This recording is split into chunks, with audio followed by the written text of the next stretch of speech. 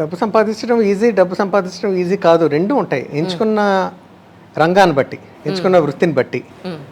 But ఏదైనా సరే ఈజీగా వచ్చేసినంత మాత్రాన తను స్ట్రగుల్ అవ్వలేదని, తను తగినంత హార్డ్ వర్క్ చేయలేదని అర్థం కాదు.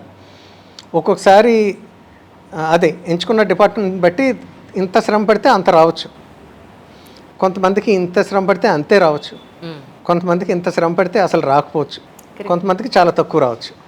సో ఈజీ అన్నది ఎప్పుడూ లేదు అసలు. There is always hard work and struggles behind earnings. సంపాదన వెనకాల ఈ కష్టం ఎప్పుడూ ఉంటుంది. బ్యాడ్ లక్ ఉంటుంది, గుడ్ లక్ ఉంటుంది, అన్నీ ఉంటాయి. నువ్వు ఎంత సంపాదిస్తే, నువ్వు ఎంత కష్టపడితే ఎంత వచ్చిందన్న దాని గురించి మాట్లాడాలనుకుంటే అది వేరే టాపిక్ అవుద్ది. కానీ మనీ ఈజ్ నెవర్ ఈజీ. సునాయాసంగా హాయిగా దానంటది అదే ఇలా కూర్చుంటే, పొద్దున్నే లేచి రెడీ అయిపోయి పాండ్స్ పౌడర్ రాసేసుకుని ఇలా తినేసి మంచి ఇడ్లీ అన్నీ తినేస్తే ఇలా కూర్చుంటే డబ్బు రాదు. నువ్వు ఎంతో కొంత శ్రమ పడాలి. ఆ శ్రమకు తగ్గినట్టుగా వచ్చిందా, అనుకోకుండా శ్రమకి మించి అనుకోకుండా ఊహించినంత వచ్చిందా అమౌంట్ అన్నది అది వేరే విషయం. But for what ever it is, అది తక్కువైనా ఎక్కువైనా వెళ్ళి నువ్వు పని చేయాలి అన్నది ప్రాథమికమైన సిద్ధాంతం. కరెక్ట్. కానీ ఒకసారి సంపాదించిన తర్వాత ఒక రూపాయిని పక్కన పెట్టడం అనేది ఇంకా కష్టం అని అంటారా మీ ఉద్దేశ ప్రకారం? రూపాయి పక్కన పెట్టమంటే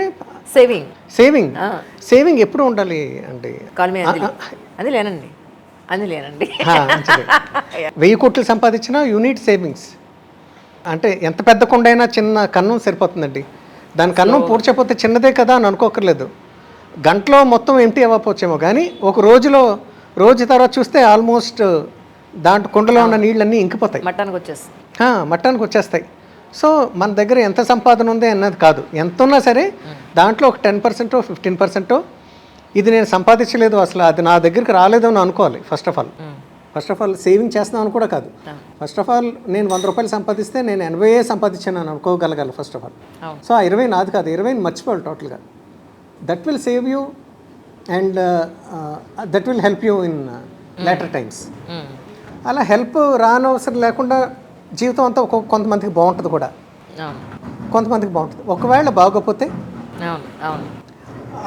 అప్పుడు సేవ్ చేసిన 20 రూపాయలు హెల్ప్ అవుతాయి. ట్రూ.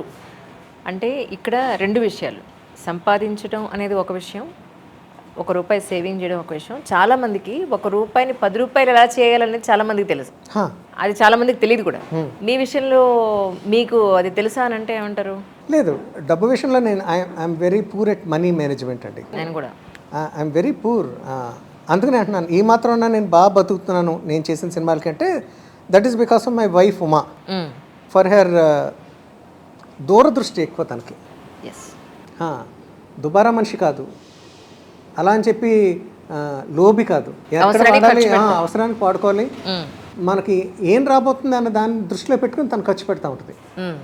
మనకి ఇది రాబోతుంది అని కూడా కాదండి, వచ్చిన తర్వాత ఆలోచిస్తుంది. చాలామంది నాకు నేను సినిమా చేశాను, సినిమా అంటే నేను నా రంగంలో ఉన్నాను కాబట్టి సినిమా అని మాట్లాడుతున్నాను. ఎవరి వృత్తి అయితే అది. చాలామంది ఏం చేస్తారంటే, నాకు తెలిసిన వాళ్ళు కూడా ఉన్నారు, పలానా వాళ్ళు నా దగ్గర నుంచి నాకు 50 లక్షలు వస్తుంది, ఇక్కడేమో పలానా వెంకట్రావు గారి దగ్గర 20 లక్షలు వస్తాయి, నేను పనిచేశాను, అక్కడేమో ఇంకోటి ఏదో రావాల్సి ఉంది కాబట్టి ఇక్కడ ముందే అప్పు చేసేసి ఎవరి దగ్గర 1 కోటి రూపాయలు ఖర్చు పెట్టేస్తారు. ఒక్కొక్కసారి కర్మగాలినప్పుడు ఏమవుద్దంటే అండి, వీళ్ళు ఎక్స్పెక్ట్ చేస్తున్న 20 లక్షలు రావు, అక్కడ నుంచి రావాల్సిన 50 లక్షలు రావు. They get blocked or stuck for some reason. వాళ్ళు ఇవ్వచ్చు, అసలు ఆగిపోవచ్చు మొత్తం. అప్పుడు ఈ 1 కోటి రూపాయలు నువ్వు ఆల్రెడీ వస్తుందని అనుకున్న ఈ 1 కోటి రూపాయలు అప్పు చేసిన కోటి నువ్వు ఎలా తీరుస్తావు? సో అప్పుల పాలైపోతూ ఉంటావు.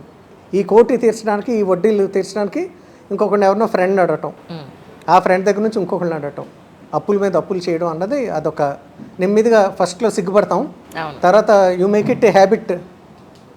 అప్పు చేయడం గర్వంగా ఫీల్ అవుతూ ఉంటారు. తర్వాత అప్పు ఎవరైతే ఇవ్వలేదో వాళ్ళు ఎదవల కింద చేరడం. సో ఇవన్నీ జరుగుతూ ఉంటాయి. సో దూరదృష్టి ఉండాలండి, దూరదృష్టి. ఈరోజు ఎంత సంపాదిస్తున్నావు, రేపు ఎంత సంపాదించవచ్చు, చేయకపోవచ్చు, నువ్వు అనుకున్నట్టుగా ఉండకపోవచ్చు. లైఫ్ సడన్గా యూటర్న్ తీసుకోవచ్చు, నీ డ్రీమ్స్ అన్నీ కొలాప్స్ అయిపోవచ్చు. అప్పుడు నువ్వు పోజ్ చేసింది ఏంటి అన్నది అప్పుడు కౌంట్లోకి వస్తుంది, అప్పుడు అది ఉపయోగపడుతుంది. ఆ రకంగా ఉమా షీఈ్ వెల్ బ్రిలియంట్ అండి దాంట్లో తను. ఒకటి సార్, ఇప్పుడు మీరైనా నేనైనా ఉమ్మగారైనా రేపటి గురించి ఆలోచించి ఫ్యూచర్ గురించి ఆలోచించి ఏ పనైనా సరే చేయాలి అని అనుకుంటాం ఇన్ జనరలీ.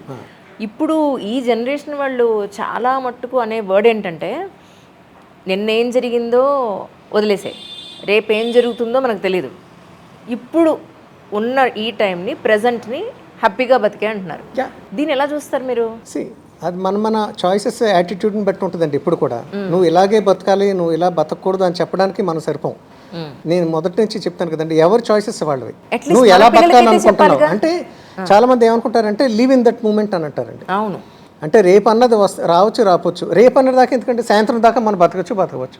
సో మొదట ఇప్పుడే అనుభవించేయి, ఏదైనా సరే ఇప్పుడే చేసేయి అని అంటారు. సరే, బాగుంది, నీ సిద్ధాంతం చాలా బాగుంది. పొరపాటు నువ్వు ఇప్పుడు అనుభవించేసావు, నీ దగ్గర ఉన్న 10 రూపాయలు హాయిగా జల్సా చేస్తావు. పొరపాటు నువ్వు చావలేదు, రేపు బతికే ఉన్నావు. రేపు నువ్వు ఈ 10 రూపాయలు లేవు కదా సేవ్ చేసిన అమౌంట్, అప్పుడు రేపు ఎలా బతుకుతావు నువ్వు? అవును, పొరపాటును బతికితే అవును, అప్పుడు ఏంటి నేను what will save you, what will come in hand అవును అన్నది చాలా ఇంపార్టెంట్. అందుకని నువ్వు బతికినా బతకపోయినా, బతకపోవచ్చు, లీవ్ ఇన్ ద మూమెంట్ అన్నది ఓకే. బట్ స్టిల్ ఎంతో కొంత రేపు అంటూ నేను ఒకవేళ ఉంటే గనక, లేకపోతే నీ పిల్లలో, లేకపోతే నీ తదనంతరం ఎవరైనా ఉంటే, లేకపోతే నువ్వు ఒంటరిగా ఉన్నావు అయినా సరే, నీకే మళ్ళీ ఆ డబ్బు అవసరం కావాలని అనుకున్నప్పుడు ఎంతో కొంత నువ్వు సేవ్ చేయడం అన్నది ఇట్స్ వెరీ వెరీ ఇంపార్టెంట్ అండి. కొవ్వూరు మీదైతే రాజమండ్రి దగ్గర కొవ్వూరు అండి, వెస్ట్ గోదావరి. అవును, మాది రావులపాలెం అండి. Sir, Kovvur bridge, Rajahmundry bridge, మీ చిన్నప్పటి విషయాలు మీకు బాగా గుర్తొచ్చేవి అంటే ఏం చెప్తారు? కొవ్వూరు నాకు చాలా చాలా ఇష్టమైన ఊరు, పెరిగిన ఊరు కాబట్టి తలుచుకున్నప్పుడల్లా చాలా బెంగ వస్తుందండి. దూరం అయిపోయాం ఆ ఊరికి. ఇప్పుడు హైదరాబాద్ సెటిల్డ్. నేను చదువుకున్న రోజులు నేను 10th అక్కడ రాజమండ్రిలో చదివాను. నేను 10th పూర్తి చేయలేదులేండి, మధ్యలో మానేశాను నేను. బట్ అది చూస్తున్నప్పుడు మధ్యలో నాకు ఏంటంటే స్వీట్స్ అంటే చిన్నప్పటి నుంచి ఇష్టం అన్నాను కదండి. నేను ఫస్ట్ టైం రసగుల్లా చెంచం చూసింది రాజమండ్రిలో. బెంగాల్ స్వీట్స్ చెంచం తెలుసా మీకు? అంటే it's dry rasgulla, dry rasgulla. నేను ఒకరోజు కోటిపల్లి బస్ స్టాండ్ దగ్గర బస్సు ఎక్కాలండి కొవ్వూరు రావడానికి. ₹1.50 ఎంతో టికెట్ నది, సిటీ బస్సు. ఒకరోజు ఏంటంటే అక్కడ నుంచి ఉంటే స్వీట్ షాప్ కనిపించింది. మామూలుగా ఎలా చూసా, అవి వైట్గా కనిపించినాయి, ఏంటండి అని అడిగాను. I was 14 at the time, నాకు 14 ఏళ్ళు, 1986. చెంచం అని అన్నాడు. నాకు అది చూసిన వెంటనే ఎంత నోరుడిందంటే, ఎంత అని అన్నా, ఒకటి ₹1 అన్నాడు. ₹1 ఖర్చు పెట్టేసి ఒకటి తింటే చచ్చినట్టు నేను నడిచి వెళ్ళాలి ఇంటికి.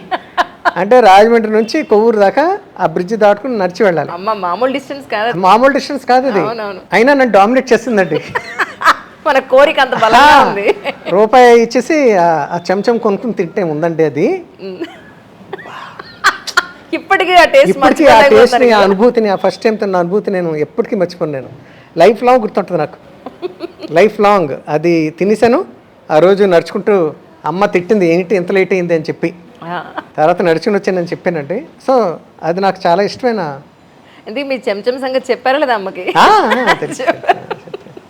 మళ్ళీ వెళ్ళారా ఎప్పుడన్నా రాజమండ్రికి? మధ్యలో వెళ్తూ ఉంటాం. Not to stay there but pass on. మళ్ళీ చెంచం తినలేదు అయితే పాపం అక్కడ తినలేదు. చాలా జీవితంలో చాలా సార్లు తిన్నానండి. అది ఇంటికి వచ్చిన తర్వాత మా అన్నయ్యకి, కాంచి తెలుసండి మీకు? అయ్యో, నేను లాస్ట్ టైం ఇంటర్వ్యూ చేశాను. నాకు ముందు అన్నయ్య, తనకు వర్ణించి చెప్పాను, కాంచనా ఇలాగా నేను చూసాను వైట్ది చెంచం అంట, ఎంత బాగుందో అసలు అని వర్ణించేసరికి తనకి నోరు ఉడిందండి. తను ఎప్పటి నుంచో పోగు చేసుకుని ₹5 తన బుక్లో తీసి నాకు ఇచ్చాడు. రేపు పొద్దున వచ్చినప్పుడు నాకు 5 కొని పట్టరా అన్నాడు. వెళ్ళానా, సరే కాంచనా అన్నాను. వెళ్ళాను, వచ్చేసేటప్పుడు అక్కడికి వెళ్ళి 5 కావాలన్నా ప్యాక్ అటు బాక్స్లో పెట్టించాడండి. పెట్టించిన వెంటనే నాకు టెంప్టేషన్ అక్క, నా ₹1 నేను ఉండిచ్చేసుకుని నా బస్ టికెట్ది ఒకటి తినేసా. ఫస్ట్ 4 ఇద్దాం ఇంటికి వెళ్ళిన తర్వాత అని చెప్పి, ఆ ఒకటి తృప్తాలే నాకు. 2, 3, 4, 5 తినేసానండి. అయ్యో నారాయణ, మీకు దెబ్బలు ఇంటికి వెళ్ళాక? లేదు, 5 తినేసిన తర్వాత అసలు ఆలోచించలేదు. ఇంటికి వెళ్ళిన తర్వాత ఏమంటాడు అని ఆలోచించలేదు. నాకు అంత ఇష్టం స్వీట్ అంటే. 5 తినేసాను నేను. ఇంటికి వెళ్ళేసరికి తను వెయిట్ చేస్తున్నాడు ఈవినింగ్, ఎప్పుడు వస్తానా అని. ఏమైందంటే, లేదు కంచనా షాప్ క్లోజ్ చేస్తుంది అని అన్న. మరి డబ్బులు అన్నాడు. అలాగే రేపు పట్టరా అన్నాడు. ఆ రేపు ఎప్పటికీ రాలేదు. అయ్యో, తర్వాత ఎప్పుడుకో తెలిసింది. సో అదొక మా మధ్య జరిగిన ఒక మంచి ఇన్సిడెంట్ అండి లైఫ్ లో. ఇప్పుడు ఆ కోరిక తీరింది. ఎప్పుడో తర్వాత తినడం జరిగింది అంటే కొనుక్కొని